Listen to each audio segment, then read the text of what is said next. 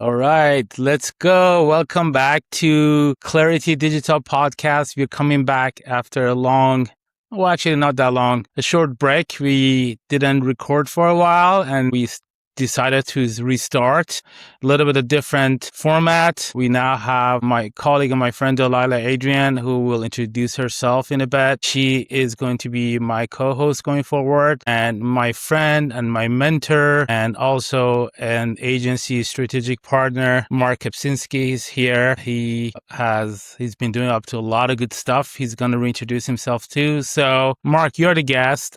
I want to start with you first, if you don't mind introducing yourself. Sure. What have you been up to the last few months since we spoke last? Sure. Since you and I speak every day, it seems like, well, I had dinner last night, and Yeah. I skipped breakfast. No, glad to always be here, Al, and to support you. And, I'm a Thank you. fan. So, Thank you. and a friend. So always appreciate you taking the time to chat with me. For folks out there, I run an agency called Kontrol Media. We're a little bit of a hybrid of a consulting firm meets a marketing agency. So we try to focus on the business strategy first and the go-to-market, and then figure out how we apply sales and marketing functions to help accomplish the goals that we've set out with the business. And on top of that, I don't know if you know this, Al, but I actually, when I was younger, I had written 4 books, more wow. technical books, but now I'm a author again. And I completed a book earlier this year called Everyone Sells, including AI. And I thought it would be fun to chat about that as part of this. That would be great. I can't wait. We're going to dive into it right after Delilah introduces herself. Go for it, Delilah. Welcome. Yeah. No, Mark, and I'm really excited to hear about your book too. My name's Delilah Adrian. I'm the founder of Bloom Marketing Consulting. I'm also working with Al here as a growth strategist with Clarity Digital. I've been in the digital marketing space for the past 12 years, and I'm just absolutely, passionate about the world that we live in. It's evolving constantly, always learning. I'm never going to know everything about my job, unfortunately. So always learning on the fly. But yeah, I'm really excited to be a part of the podcast again with you, Al, and with getting to know some really great guests like yourself, Mark. So yeah, let's just dig in. Yeah, you were a guest before Delilah, and now you're a co-host. So and you got You got a promotion. She got a promotion. Not a monetary one, but Congrats. All right, Mark, let's talk about your book, Everyone Sells, Including AI. It's actually a really exciting title name for a book. Congratulations. I'd like to really learn more about that. So like, if you don't mind telling us what made you write that book, why did you write it, and what does it, in a few minutes or however long you want to take it, like what does the book actually say? I'm definitely going to buy it and read it. Yeah. Well, thanks. Appreciate the royalty payment on that. In advance. I'll like $2 of it. So $2, yeah. Yeah. So the book's called Everyone Sells, Including AI. And, the thesis behind it is we've probably all worked for a boss who said, everyone sells, and, used it as a mantra across companies. Certainly, every startup CEO says it. Al, you and I used to work for Experian, like everyone used to beat that into us. But the interesting thing with it is like, no one teaches you how to do that, right? Only salespeople get sales training. And so, part of the book is about appealing to non-salespeople and how they can, grow into sales and, how they can live that culture of everyone sells.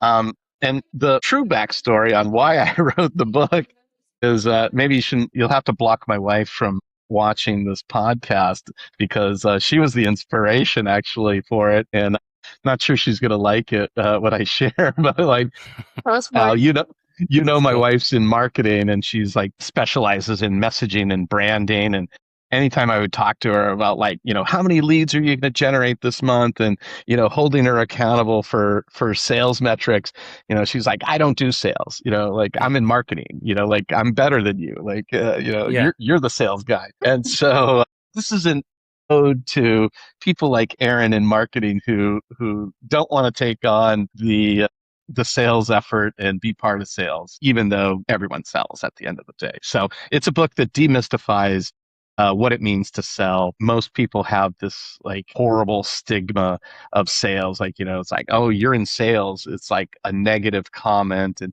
people have the impression of these like horrible used car salesmen grinding you to sell, to buy a car or something. And, the reality is sales is completely the opposite of that. Sales is about building trust, establishing influence and using storytelling to communicate, human to human. And sales is much broader than just the transaction, right? People get hung up on sales as a transaction. No, sales is a process and it's a relationship that you develop with people over time.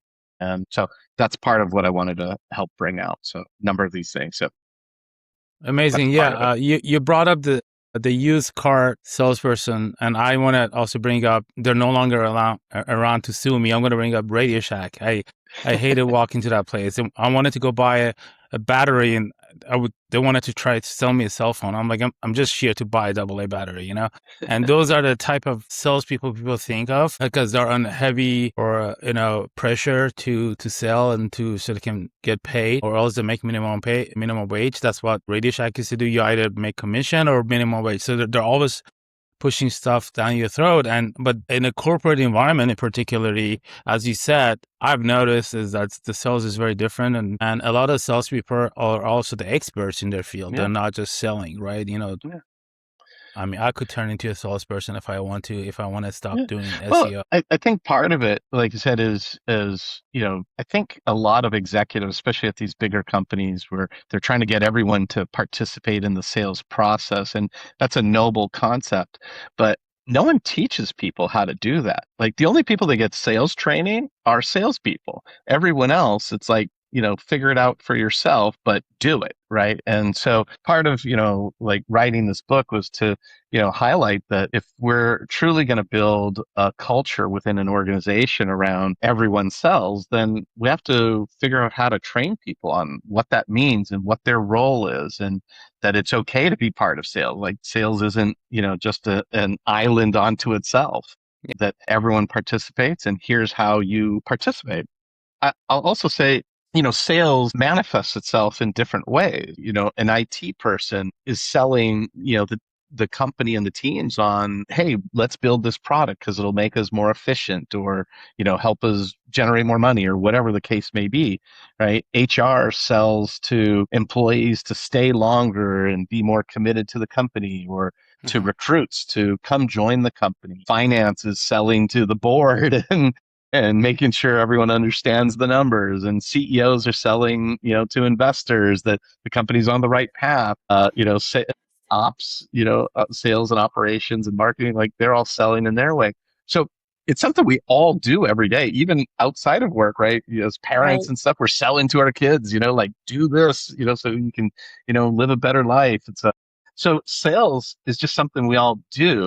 We just don't like to be labeled that. And, again, that's part of the point of the book is it's actually okay to be, labeled as doing sales when you explain that sales is about, trust, influence, storytelling, connecting with people. And you know what? That's not such a bad thing. Sure, Yeah. I agree. As someone that also like worked in business development and sales and marketing organizations, yeah, like I totally respect and appreciate you coming out and saying sales isn't completely evil, Right. It's a very human thing to do, right? As a mother, as a teacher, as a friend, sometimes you might be selling your friend like, is that really a good idea? Like, should we really be doing that? And I know that like there's parts of the book that, argues that selling isn't it's not manipulation, it's connection, right? So like how does 100%. that hold up more as sales and marketing processes get more automated by AI? I'm curious. Yeah, well, it starts with, AI is just going to pick up sort of what you're already doing, right? So if you don't have a good framework and foundation for how you communicate, how you operate, AI like has nothing to mimic off of, right? And so I think that's a piece of this, which is you have to train AI just like you train your employees on how to sell. And so, which means, and that manifestation can be in the form of blogs or materials or ads or, any of the tools that we use to, communicate on behalf of the business. It has to know that same style, message, tone of voice, all that. And so often we don't spend the time to do that, right? We just rush to, I need this ad, or I just need this blog out. And we don't spend the time to teach it the way we want it to function. So you have to almost, treat AI as just another employee, and it needs its training like anyone else. And that's kind of the big miss in all of this is, people are asked to do things, including AI, that you're not trained to do. Right. And I had a follow-up to that. So like as AI is taking over a lot of the mechanics of selling, outreach, follow-up, even persuasion, right? What human skill do you think becomes more valuable? Yeah, well, I think the just human to human interaction is still so important, because if you can't get on the phone or Zoom or in-person meeting and see that other human face to face, it's hard to fully build that trust. And that's still one of the most important characteristics of, I guess, being human, is being able to sit with someone and hear their story and develop that trust in them, versus just words on a page or words in an email, and so on can only go so far. And I think it especially applies for, bigger ticket items. So certainly, in the B2B world, or, you're buying a house, a car, things that tend to be more expensive, right? You have to, feel that you can trust the people that you're interacting with. Right. That's a really good insight, and thank you for asking those questions at all. I have a question as a marketer. I understand sometimes when your wife says, "Oh, I'm a marketer," there is a, and you're a CMO yourself. You're like a well-rounded CMO, so you understand that too. There are things in marketing you have to do that doesn't necessarily get to the results right away. For example, you write a blog post that doesn't really convert into sales, but it will help with SEO. And SEO will eventually bring you in more dollars. And what I have noticed to be very challenging as a marketer is to quantify those efforts to sales-minded people. So in a way, I have what I've noticed, what really helps me is to become a salesperson, sell my strategies to salespeople. And I guess, there you go. Problem solved, Al. Problem solved. So like that kind of proves that everyone sells, including me, the marketer, because I have to go and, come up with all these different metrics and what we call vanity metrics to say, hey, I keep using this example. I'm like in a game of basketball, not everybody scores. Some people make assists, some people grab rebounds. We need them. That's why we need to blog. That's why we need to do this, do that. And this kind of is very interesting. You said everyone sells, because I just realized I'm in sales, but I'm not selling to win projects or clients. I'm selling to the client of my strategies. Yeah. And when they push 100%. back. Yeah, you're absolutely selling, because you have a strategy or a vision for what should be done, and you have to ultimately convince them that you're on the right path for them. And that's a form of sales, right? You're trying to influence them, you're developing trust, and you're sharing stories to help you do that. And that's sales at the end of the day. It's not a transaction on a piece of paper. It's selling a strategy, and absolutely, it's sales. Very cool. Very cool. I will say, as you were kind of talking about that, though, one thing did strike a chord, because I've been feeling this way for several, I don't know, months, years, I guess now. But a lot of marketers just want to interested, because you kind of brought it up about metrics that convert. A lot of marketers, advertising marketers, right, performance marketers and stuff, which now kind of dominates marketing and advertising, they just focus on that final conversion. And I was even talking to someone about this today, that there's an art form of nurturing that has been lost. And Al, you and I used to talk about this on several clients, where you build leads, generate leads for them, but they didn't know how to nurture those leads, which again is part of the sales process, is reinforcing why they first contacted you initially, and then why you stay with them, especially on longer sales cycle consideration type of purchases, right? Nurturing seems to be this like lost art. It's either complete brand awareness, top of the funnel, or complete bottom of the funnel, like we converted this. And that whole middle funnel of nurturing, which is part of the sales process, has sadly, gone away in many ways. Yeah, I agree with you. And that has a lot to do, I think, with which we're going to talk about it with AI, I think, and also state of economy. But I'm not an economist, so but when the economy is unstable like this, usually people want to prioritize lower funnel type of activities.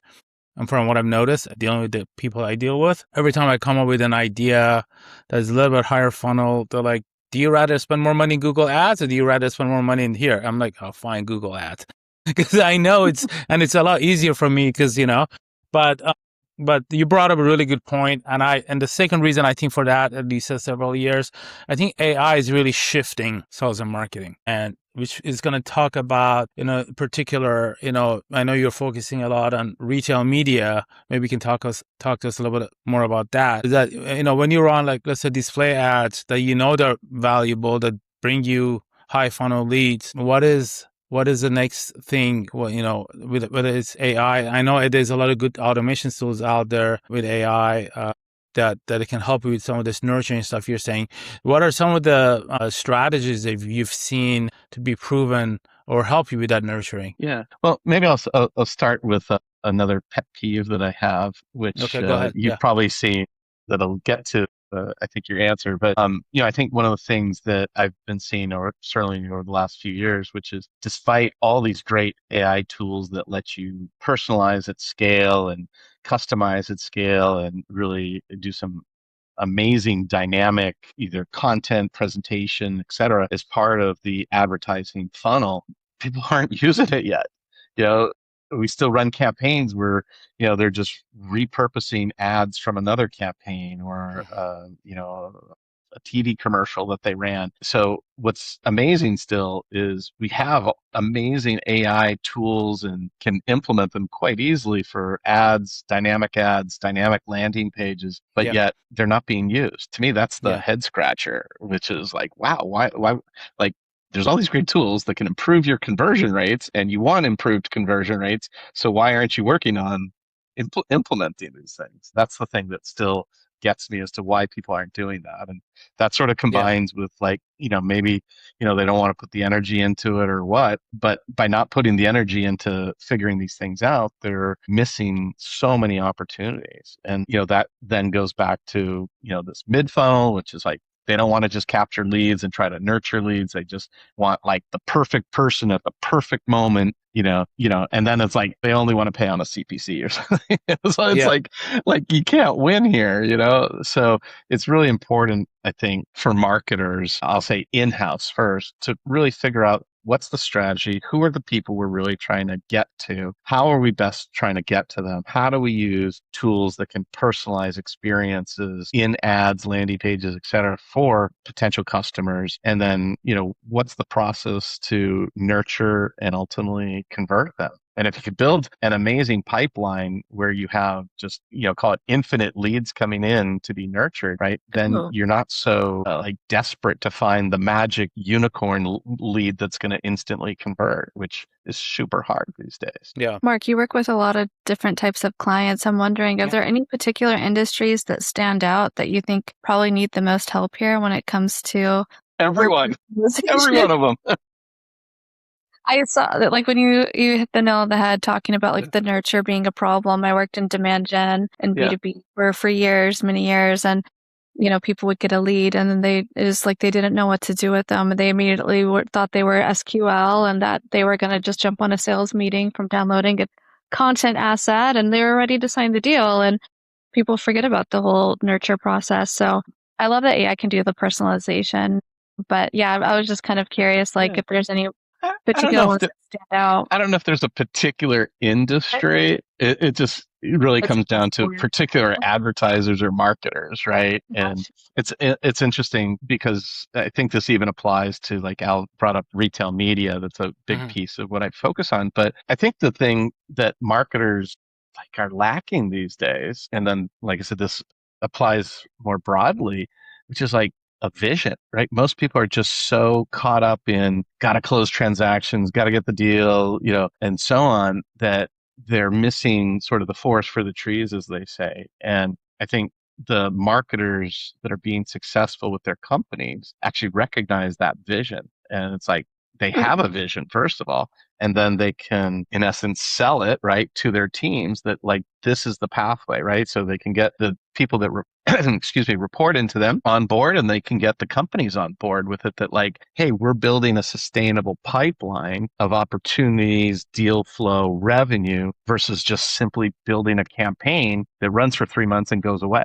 And so it's kind of like that mind shift of like, you have to be thinking more now about how do I build channels to drive revenue versus how do I just run campaigns for, as you put, vanity metrics out, right? Yeah.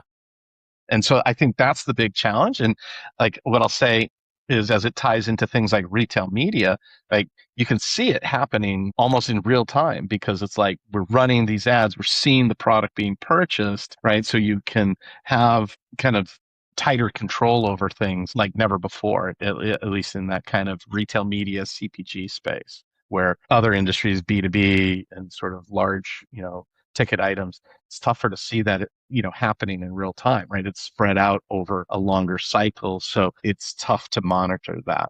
But, therein lies the opportunity, right? Is figure that out and you're going to be really successful. And the brands that have that vision and have that ability to see, like, I know how to nurture someone over 3, 6, 12 months to get them to the right point when they're ready, they're coming to us versus I have to go chase them down. Cool. The retail media, would you like to just tell us a little bit more about the solutions you provide? What is it specifically you do there? Sorry, I'm actually seems like everything these days. I actually don't know much about it. I'm very much I feel like I've been focusing the stuff I've been focusing on. Well, so retail media also can be labeled commerce media, and the difference between the two is just simply retailers who sell products on their website are typically called retail media networks or solutions, and people who have consumer businesses that don't necessarily sell or transact products on their site are called commerce media. So got it. I think, we work with Remax. Remax is a good example. They're a commerce media site because you're not actually buying a house on their site. You're searching, you're browsing, and so on. So a retail media site is more like, certainly Amazon's the whale of the example, but any like grocery store chain, Albertsons, Kroger, they all represent Target. They all represent, what people think of as retail media. And, it's interesting because, you come from the SEO, SEM world where like all the money was going into Google. And then it started to shift to, okay, all the money is going into Google plus Facebook. And now for CPG brands, it's like Google, Facebook, and retail media, but it's only Amazon and Walmart because they have such amazing scale. And so what you're finding actually in retail media is like everyone set up a retail media site or service as part of their retail experience online, but like it's tough, right? It's not easy because you're shifting from, hey, we're selling grocery products or consumable products online to now we're selling ads to other brands to promote their products on our site. And like, that's a different skill set, right? You know what I mean? Like sales is different than, merchandising and e-commerce, ad sales, that is. And so that's been the interesting thing to observe because several years ago, like it must have been like some consulting firm published a report that everyone should be in retail media. And so every retailer of any size and scale that had traffic was like, we're getting into retail media. And now a couple of years later, you're finding that like some are shutting down their retail media business and they're struggling because, ad sales is tough and they're trying to sell ads to brands, and you start to face the common issues of like, why would you advertise on some small retailer when you could, advertise on Amazon or Walmart where you get amazing scale? It's sort of like, why would you advertise on a publisher when you can just advertise on Google, right? It's the scaling factor is just, impacting that whole space. And it's interesting how people are having to learn, or businesses are having to learn that, right? And, like, just because you get whatever 40 million uniques, it's still like it's only 40 million. Like Google gets 1 billion, or whatever 2 billion. So I think that's a lesson that's being learned by a lot of folks right now. And I mean, from our side, as Control Media, we're coming in and we're trying to help those businesses because we do have the ad sales experience and we do have ad ops and campaign management and the creativity that goes into doing ad sales or campaign sales, and trying to help these retail media networks or commerce media networks to be successful at monetizing the assets that they have. So Got it. it's a challenge for them, fun for me because I like being Yeah, creative at this stuff and right. figuring it out. So I enjoy it, I guess. Well, I got to introduce you to the Persian market near me. I go there to buy Was it Persian John's or something? flatbreads. John's or something? No, Or it's called Mission Market, and I go there to buy bread, and then above the oven, they also sell advertising, just typical international market. A yeah, lawyer, like a divorce lawyer. I'm like, I'm here to buy bread. Like, why do I see an ad of a divorce lawyer? yeah, Some relevancy here, please. yeah. Maybe you want to have Well, an ad of well, something else. No, it's relevant to the I mean, population that shops. yeah. Well, and that's actually a good example of like they don't really care what the ads are, right? It's Sure. just and just these bigger So, companies, it's the same thing, right? It's like just run ads and like we're gonna kill it. We're gonna make so much money running ads, and you realize that like wow, it's like a display ad like isn't gonna do anything, right? And like what's the conversion of that ad on that screen? yeah, Like good luck if someone remembers the phone number or something. sure. So when you look at the industry of retail media and just even publishers these days in general, it's like, unless you get more creative, just selling banner ads like isn't going to cut it anymore. Because the platforms like Amazon and Walmart on the retail media side are thriving with new ways of selling product at scale. Google's innovating, and then the social media networks, right? So Yeah. it's like a few major players still are gobbling up all of the ad dollars to connect with people, and it's tough for marketers, right? Because unless you have that, back to my point of like creative vision for how you can build sustainable channels, like it's tough. Yeah, it is tough. And it's going to get tougher too because AI is now doing a lot of things we used to do on the technical side. That means that we got to get more creative. A good example, let's just say to go back to Google Ads. I used to spend hours creating different ad groups and stuff like that, which I can do in Claude very quickly right now. So what do I do with the rest of my time? And that's where I have to kind of think outside the Al, box what and get. do you do with the rest of your time? Let's get Al on the microphone here. Selling. I tell my wife I go to gym, and she's like, I'm not seeing any results here. But yeah, You gotta sell to her better, Al. I know. I'm gonna get her some AI glasses.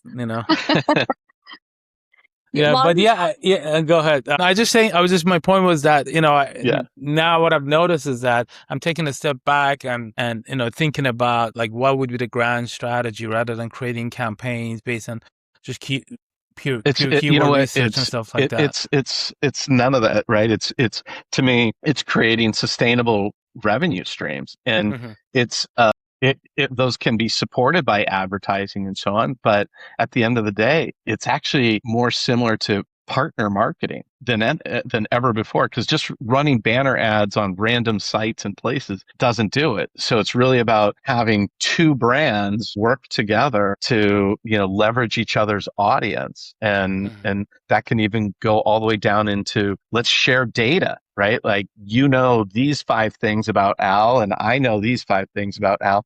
Now we know 10 things together. Let's use that data together to market and sell to Al on the things that he truly may need. And that's the part that's like hard, right? And marketers haven't embraced that step, right? Because like in most companies, right, there's the marketing and advertising function kind of over here. There's like sales over here. You have merchandising or, other, B2B relationships in another place. So you have like the companies aren't properly aligned to focus on this stuff and use kind of like, here's one budget to let's grow, a particular channel together. Sure. Very cool. Sure. I was going to ask, like for a brand or company that doesn't have a retail media network yet, like what's the first move? Like what's a piece of advice and how does AI change? Talk to me.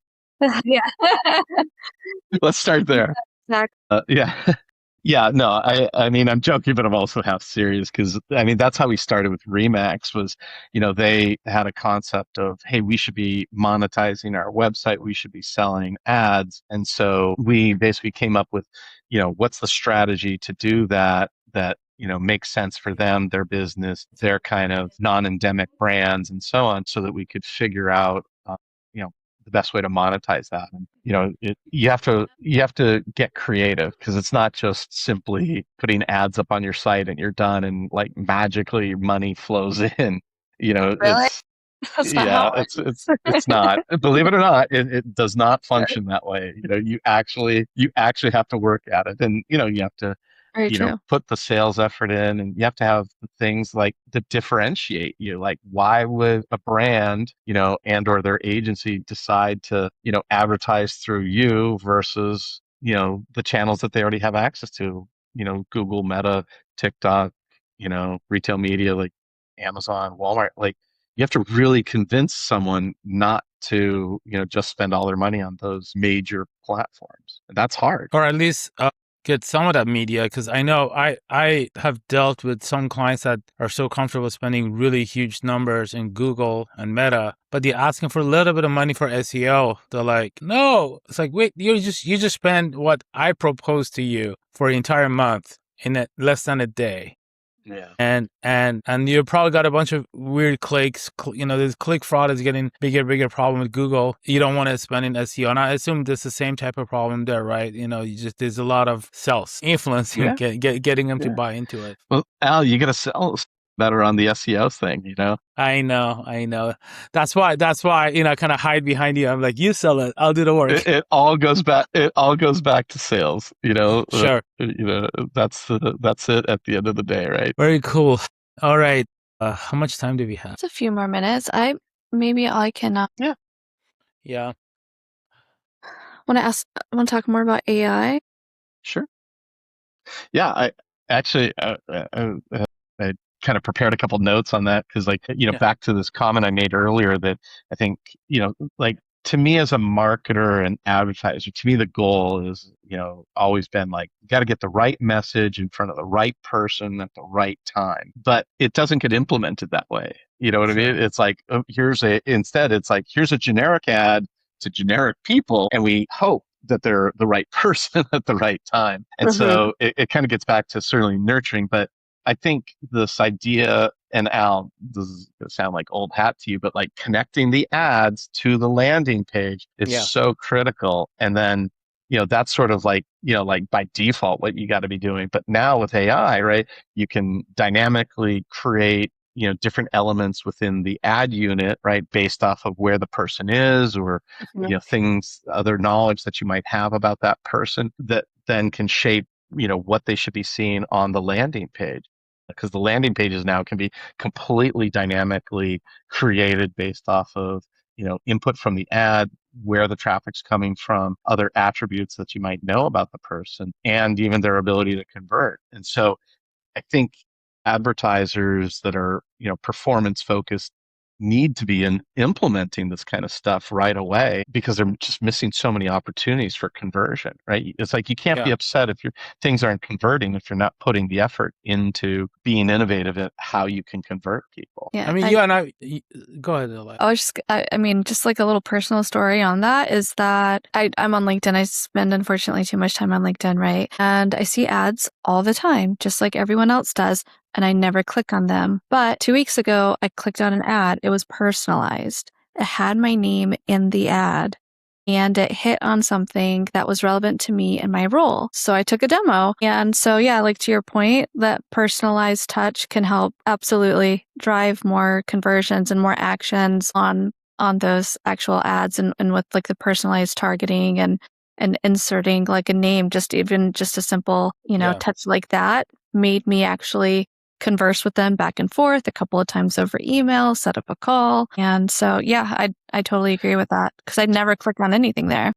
Yeah. So what's interesting about that, right, is like somehow that ad, established a relationship with you, that you trusted it to click through and so on. But I still think what's interesting is, back to even the book concept, which is the performance marketer who's then managing the funnel to try to convert you has typically zero sales training. Right? They just know how to run landing pages and look at metrics, but they don't really know the art of selling and what Sure. it takes to sell to convert. And to me, that's like one of the kind of big misses in marketing is like, why aren't marketers who are managing conversion being taught sales techniques and Yeah. sales training, right? They So that should. they can improve, their functions. And I think that's another, just area of opportunity that, marketing departments, again, they've always shied away from being called or labeled salespeople, but you're selling and you're converting. So you need to understand sort of the theory and the logic of why people, convert, even if it's purely all done digitally. Yeah. I think the alignment problem that we see across the board between sales and marketing would be solved so much faster if marketing people understood sales. And I mean, And sales. vice versa. It's vice Yeah. Yeah, vice versa. versa. Yeah. Sure. Yeah. It's not a either or. It's really both sides need to learn, how to work together. Sure. Absolutely. Yeah. Cross pollinating the information, I think, would be very successful for the organizations. Yeah, absolutely. I will just one other thought, you know, because I think a lot of people, especially in marketing and advertising, are looking at how AI can function in like media planning, and it's amazing that it's still not, really well used there. Certainly could cut down a ton of work for folks in creating media plans and IOs and stuff. But it's kind of interesting, like to think of AI replacing like a media planning team and media professionals like yourself, Al. Because it's like, do you trust the AI to like Yeah. when to cut off a campaign because you Yeah. see the metrics and you're like, okay, I got to cut this Right. off, or whatever. The test isn't working. Like, can AI? And I'm sure it'll learn in time, but like today, it's still like, wow, I don't know if I trust this thing. It's gonna blow through $1 million of budget before it knows to turn itself off. So I think AI can be used as a great tool in the planning, but it's just not there yet in the execution and sort of operations. So it should, it can definitely help planners, but like when it comes to like, hey, we're launching this campaign and it's live and money's being spent, like that's where it's like, I think you still need humans to like push the stop button if something's not working right, or money's flying out the door and it's not converting. Yeah, I'm gonna borrow this line from the movie Matrix, the latest one. So it's not us versus them; it's us and them. Yeah. Referring to Zion and machines, AI and humans. That's like the whole thinking of AI replacing humans is so wrong. It's so wrong. It's supposed to empower us. It's supposed to make, like you said, save us a lot of time. I used to spend too much time analyzing data where I don't anymore. I use Claude. We have good projects set up. Even Google Analytics using Gemini, you can go in there and ask questions without even touching filters, right? So those are great. Those are all amazing stuff.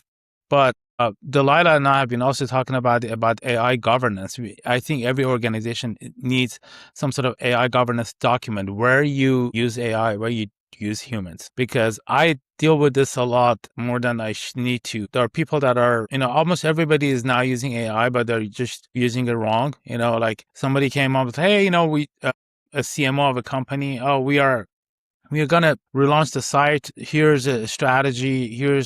And that was straight out of ChatGPT. And I was like, I asked a person, I'm like, is this out of ChatGPT? Did you even look at the existing data? You're promising 50% growth, like after just because the website is being refreshed.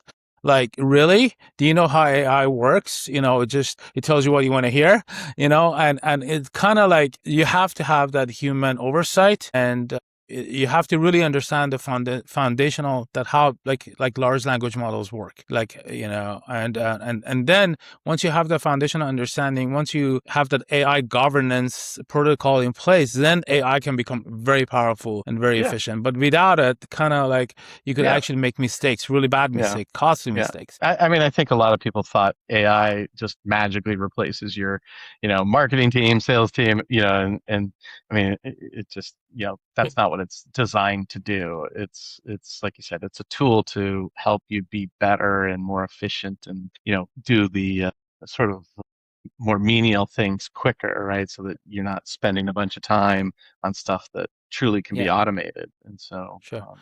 Yeah, And like I know that's it. because, yeah, sorry, go ahead. Oh no, I was just gonna say I used to spend, countless hours doing market research and manually Yeah, doing so much, and now it's so much easier to sure. just I like Copilot for doing that. Copilot's Yeah, great for market research, and it's like you can pull stuff that like it's like wow, I couldn't never would have even thought of those metrics, and it's yeah, great to be able to pull it and then see how it impacts things. So sure. it's definitely useful, but it's still, I think our point is, collectively here, maybe that, you still need humans to kind of decipher it to figure out, what's good, what's bad in it, and, what your next steps are. Wonderful. So if you covered everything, I want to kind of go back to the traditional random 3 questions that I like to ask to conclude this. But besides your own book, what's one book you really like? Oh, And it could be about anything. I You can't can answer my own book again. that would be too self-promoting, but maybe we can make an exception this time, I guess. I shouldn't say go to everyonesellsbook.com to check it out. Okay, that's fine. No, favorite book, like I think I like to cook, so I have a lot of cookbooks and books from chefs, so my favorite books these days are like Bobby Flay cooking books and Yeah. Tom Colicchio, who had a famous restaurant called Kraft in New York. There's one here in LA too, one in Vegas as well. He just closed the one in New York. So he has a great book, about why he cooks. And I like those kind of stories of like why people do the things that they do and get passionate for the things. Like part of even writing my own book was, to hopefully be motivational for other people to, take it and appreciate, the art form of sales and things like that. So that's my story. Cool. All right. The second question would be, I know you travel a lot. So whether domestic or abroad, what is one destination you like and one place that you went that you dislike? What's your favorite and what's your most favorite? What's your least favorite? I like going a lot of places. I guess I'll say more. How about I'll answer it this way? Like Aaron and I always have wanted to go to Australia. They have some amazing restaurants. We're foodie kind of people. So we were supposed to go during COVID. Couldn't go, obviously, because Australia didn't allow visitors during COVID. Yeah. So I think Australia is a place that I'm eager to go to and excited to go to and high on my bucket list of things. Places I wouldn't go to again? I don't know. I like a lot of places. Yeah. I don't know. So the places that I've had to go visit for work are probably places I don't want to go to. Work. Like, I just want to go to places where I can be on vacation and not have to do work. How's that? There you go. Those are Yeah. the longest days, though, aren't they? Yes, yes. Because you have to do work wherever you're at. Plus, usually you're going to a dinner and then like you get back to your hotel room and you have to like catch up on all the actual work you Yeah. missed. So yeah, And then turn around and wake up at 6 a.m. again. that's right. That's right. Do it all over. And I think you just answered my third question. I was going to ask you if you had a free month where you didn't have to work, what would you do? And you just go Australia. What would I do? I Yeah. know exactly what I would do. I'd have a little villa on Lake Como and just hang out and have coffee in the morning or cappuccino in the morning and And I haven't got chocolate an invite. croissant and no, you cannot And write come another book. because if you come, we're just talking about work. So if I go Oh, there, yeah. I'm not Okay. talking about work. So All right. Fair as enough. as long as you promise not to talk about work. How's I that? have ADHD, but I'll try. Yeah, I love Lake Como or Florence, Italy. Those kind of places. Those kind of fit me well to just like have a chill life.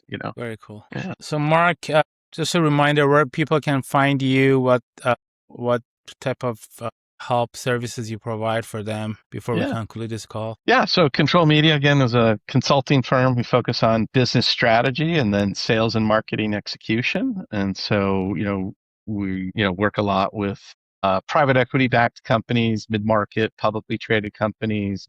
We're ultimately trying to help businesses either generate new revenue streams or help them grow existing channels. And again, we use a number of tools in our tool basket to execute on that. But usually people come to us for strategy first and then the execution to follow. And then my company's Control Media with a K, so Kontrol media.com. And hopefully check out my book. Would love your feedback. And that we buy it on Amazon and on your website, right? What was the website again? Yeah. There's a link from our website to Amazon, but you can also go to everyonesellsbook.com.